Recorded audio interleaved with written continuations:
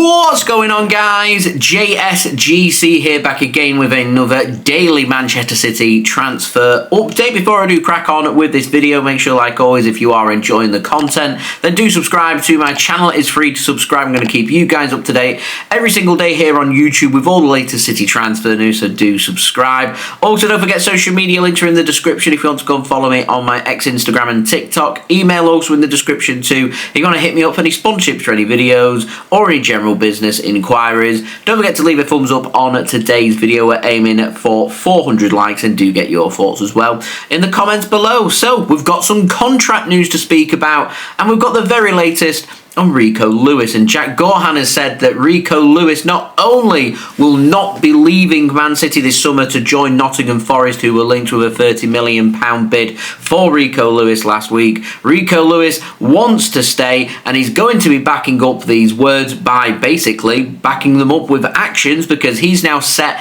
to sign a new long-term contract at Man City until June of 2030. It's going to be a 5-year contract with a nice pay rise in there for Rico as well, which I think is excellent news, because Rico Lewis, a homegrown talent from Man City's academy. We want to be keeping hold of our very best academy talents. I'd put Rico Lewis up there as one of the very best academy talents that City have got hold of. To fend off interest from Nottingham Forest here and keep hold of him at the club, I think is a really good bit of business. I do wonder about whether Rico Lewis's camp have put this information out there to get some better terms or get a new contract sorted at a quicker pace. Maybe, maybe not. We're merely speculating, but fact of the matter is here, Rico Lewis is going to be signing a new contract at City, and I think that is absolutely fantastic news. Fabrizio Romano has echoed all of what Gaughan has said, so all the information I believe to be reliable and legitimate. David Ornstein at The Athletic as well, also incredibly reliable, says that it is going to be a new contract until 2030 with the option of another year as well,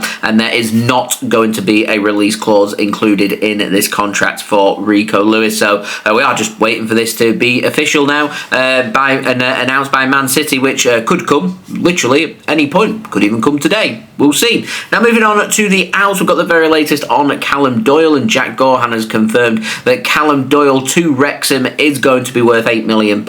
He says that that's going to be made up of £5 million as the upfront fee, with £3 million included as add-ons. Callum Doyle close to joining Wrexham. There was some interest coming in from Sheffield United, from Rangers, and also some other clubs as well, but Wrexham looking like they are going to win this race. We've got the very latest on Calvin Phillips, and Nil Sola in Spain has said that despite Girona not getting hold of Severino Pan or Claudio Echeverri on loan from Man City, Girona have held some meetings in the last 24 hours with City about discussing other players that they do want to take on loan. And having a look at Man City's squad, I'm struggling to see who this could be. If it is to be a player around the City first team squad, then I can't see it being anybody else other than Calvin Phillips. If it is to be Calvin Phillips, because he's on over £100,000 a week, Man City would need to pay some contributions towards his wage, but I could think of worse loan deals for Calvin Phillips, and I'm surprised it's taken, well, Calvin Phillips has been in, 3 years? I'm surprised it's taken 3 years to link Calvin Phillips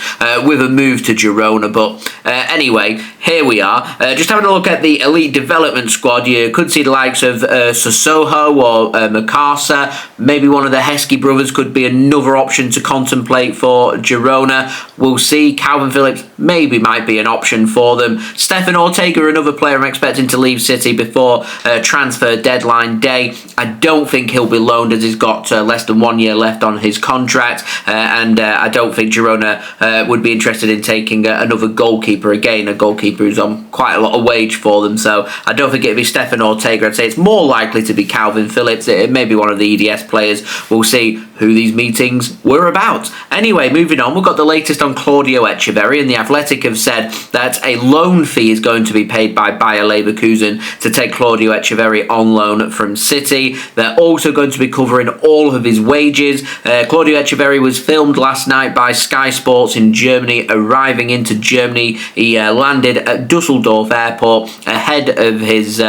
loan transfer to Bayer Leverkusen. His medical's taken place today. Again, that could could be announced today. If it's not going to be today, then I reckon probably tomorrow, definitely be sorted by the end of this week. Now moving on, we've got the latest on Ederson as well, and we've had some clarity put on this, and it's been confirmed as per Fabrizio Romano that Galatasaray are continuing to work with Man City to try and find an agreement over the transfer fee for Ederson to join them. There's still no agreement being found as of yet. Ederson's agent is working hard to try and sort this deal, as it is reported that Ederson is really keen on leaving City in this transfer window and joining Galatasaray. And whilst he's keen on making the transfer happen, still hasn't communicated to City that he does want to leave, which I think is what is kind of holding up these transfers involving Man City players and Galatasaray in particular. And that's the case here with Ederson. We've already heard about other players as well, where this could be the case where things are just being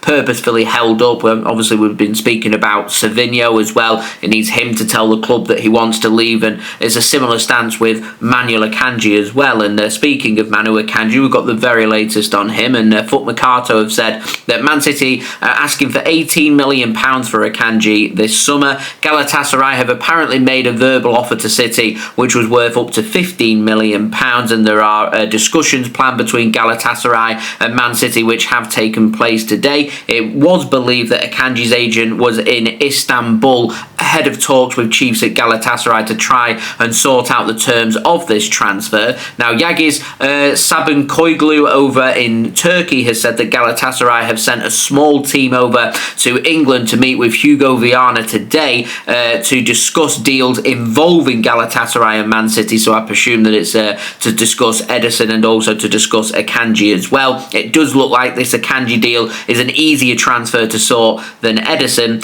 Fabrizio Romano has said today that Man City and Galatasaray closing in on them agreements, and apparently verbally have found that agreement, which is going to be worth £15 million. Fabrizio Romano has gone on to say, and that wasn't before Manuel Akanji had posted on Instagram saying he doesn't know anything about a move to Galatasaray, that fees have verbally been agreed, and this £15 million offer is going to be formally submitted to Man City over the next 24 hours, but personal terms, they still need to be worked on and agreed with Akanji's camp and also with Manuel Akanji as well. Now, this is a bit of a strange transfer because normally the clubs get in contact with the player's entourage. They get a feel of whether the player is keen on making the transfer, what kind of terms they're looking for, and if they're happy to obviously make the transfer and they're happy to agree to the club's terms, that's when they would then go on to negotiate the transfer fee. And Galatasaray are a big, fantastic club. They know exactly what they're doing, so I don't buy for 1 second that they're going to just do all the talks with Man City and nothing with Manuel Akanji's camp. And I'd be surprised if meetings have taken place today between Hugo Viana and the chiefs of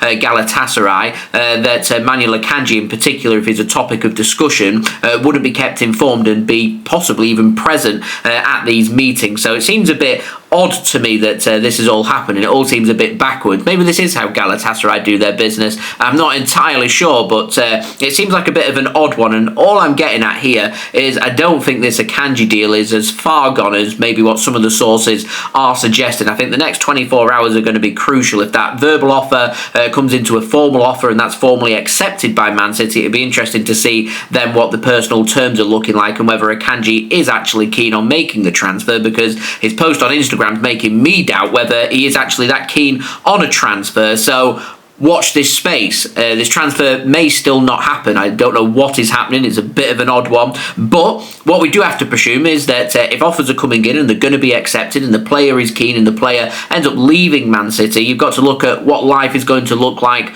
post Manuel Akanji in this instance, and we've got to be thinking to ourselves, are we going to go back into the market and look at a centre-back? I'd say probably 90% no, and 10% maybe we might if the right deal is available for the right player to come in. You've got to look at your squad and decide, are you happy with the players that we've got? So at the moment, Man City have 5 centre-backs if Akanji does leave. We do have a tendency to play 2, sometimes even 3 centre-backs in one game, depending on the formation that we're going for. So at the moment we have options of Ruben Diaz and Joško Vardiol. You've got Kadir Husanov as well as another good option, along with John Stones and Nathan Ake, who are both fairly injury prone. So we're relying here on potentially Nathan Ake and or John Stones trying to keep themselves as fit as possible, and it means squad management and squad rotation is going to be absolutely crucial if we're not going to be replacing Manuel Akanji. And we had this centre-back and defensive crisis back in November, December and into January of last season. It's why we signed Vita Hayes to help ease them anxieties and worries and have that extra option. That's because Akanji was injured, so I can see very quickly City ending up with another defensive centre-back crisis, in particular once we're playing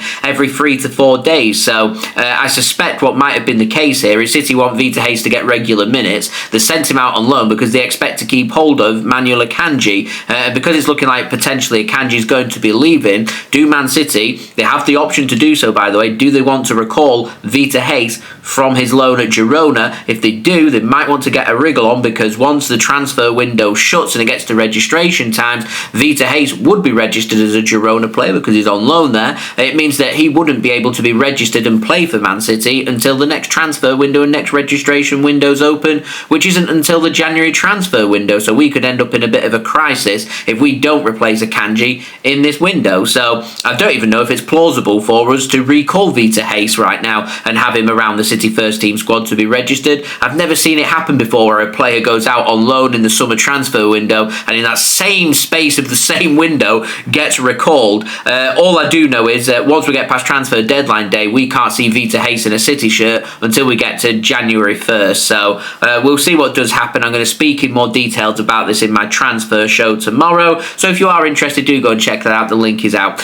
on my channel. Now moving on to the ins, got a couple of quick lines on a couple of players City have been getting linked with. The first of them is Rodrygo over at Real Madrid, and TNT Sports over in Brazil has said that Rodrygo could well still leave Real Madrid in this window. They say that Man City is still very much an option for the Brazilian 24-year-old attacker, and the player's entourage do see a move to Manchester City this summer as a possibility. There's been some rumours about Rodrygo interested in a move to Man City, and also he's been potentially looking at property in the Manchester area. So I like the transfer window for these kind of crazy rumours coming round. We'll see what does happen, but I do feel like this statement that's come out from TNT Sports is kind of sitting on the fence a little bit here, because what I'm seeing more and more of is more hints towards maybe Rodrygo staying at Real Madrid rather than leaving in this transfer window. If the right offer, so let's say for example Savinho, a deal is found with Spurs and City need to bring in Rodrygo, I don't think it'd be much of a problem to get a transfer fee sorted and also personal terms sorted, get the player over for a medical and get the transfer sorted. So this could go well deep into transfer season. It could even go towards transfer deadline day. Things can get sorted very quickly, and Hugo Viana is very good at sorting a quick deal. So I'm not going to sit here and say never, but reading between the lines, you know, Rodrygo posted on his social media more and more about playing football and pictures of him in Real Madrid shirts, and you know, Xabi Alonso commenting that he now trusts Rodrygo to come back to the first team squad and stuff, maybe suggests to me that Rodrygo is going to remain a Real Madrid player. But things can change very quickly, and we're in crazy season of the transfer window, so anything can happen, and developments, not even in like 24 hours, I'm talking in the space of an hour or two, things can be completely turned on their heads. So, you know, new news can become old news very quickly, and that's my world. Welcome to my world. Anyway, moving on.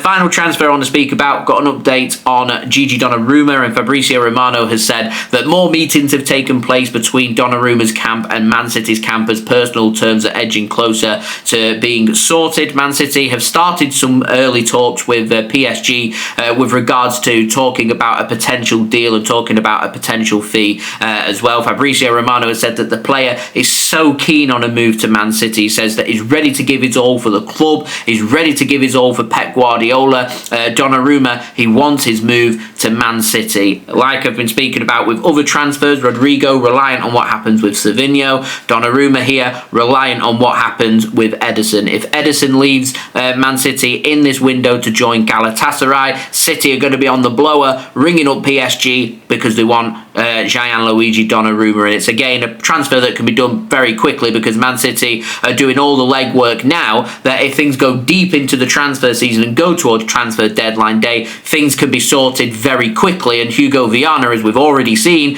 more than capable of getting deals done very quickly, in particular with the incoming. So for this, it's all about the outs, and if we start to get some movement on the outs, expect some movement on the ins. Savinho, if he leaves, we'll need replacing. If Ederson leaves, he will need replacing. Question marks over what happens if Akanji leaves and what's things looking like in terms of a centre-back. I wouldn't rule out City dipping into the market, but they may want to recall Vita Hayes. They may stick with what they've got. They may go to the academy. I don't know what's going to happen, and I suspect over the next 24 to 48 hours, not only crucial about what happens in Akanji's future and potentially joining Galatasaray, but also some clarification on what life's going to look like for Man City post Manuel Akanji and whether they want to replace him or not. And as I said, I'm going to speak in more detail about this in my transfer show tomorrow. Link's already out on my channel, so do go and check it out and set your reminders. So that has been today's transfer update. If you did enjoy this video, please do leave a thumbs up. We're aiming for 400 likes. Also, don't forget to get your thoughts in the comments below.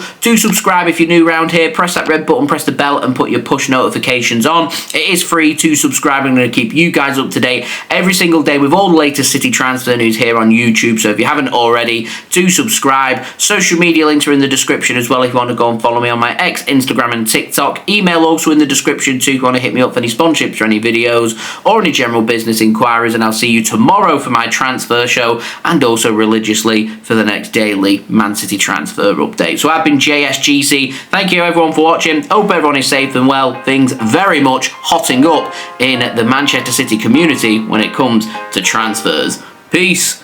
Ciao for now.